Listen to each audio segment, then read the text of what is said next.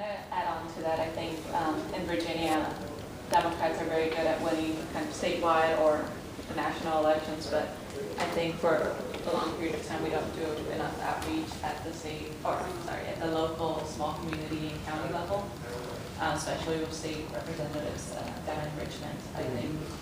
So we get into situations where even if the governor is progressive or if the governor is supporting certain issues, the House is very basically just blocks everything, and I think on that end we need to do better at expanding and outreaching to other communities, because again, North Virginia will vote blue and then the rest of Virginia will vote red. It's basically stuck in the same situation.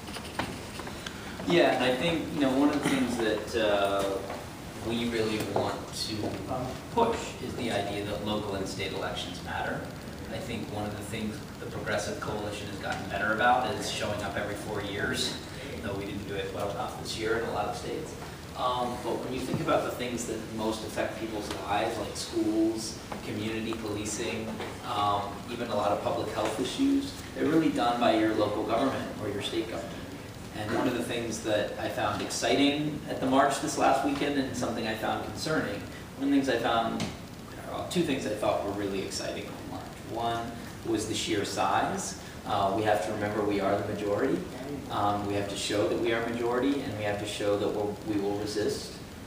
Second, I think we've come a long way on intersectionality of understanding these relationships between issues of race and gender and even climate and economy, that people didn't think it was strange to have posters about reproductive justice and about immigrant rights and other things together.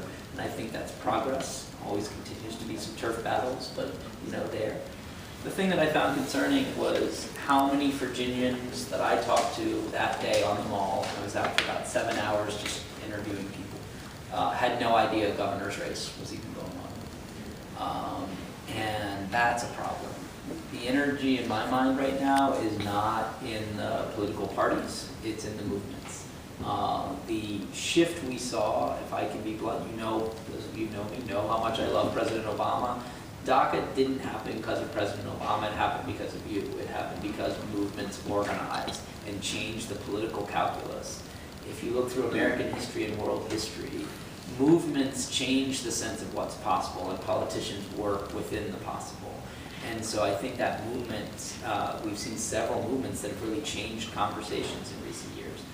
From the inequality movement, the movement for Black Lives, the immigrant dignity movement, looking at issues of rape culture on campus. We're seeing these things change the conversation, and then politicians who are allies can show up and work with that. So I think when it comes to state and local elections, part of what we need to do is people like me need to earn people's right to care about this. I've got to convince you and your networks and your friends that this is something worth spending time on. I believe when we think about the impacts at our public universities, our public schools, our clinics, when we look at the economic implications and the policing implications, hopefully this is something where we can go to that group that's so hungry to make a difference right now and say, this is one of the things that's worth our time. Not just everything Trump lobs out, which we're going to understandably need to swing at, but here's a fight we can win. Here's a fight that will mean a great deal for our spaces. The other piece of it is who we run in those races. We have way too many candidates that look like me, or an older version of me.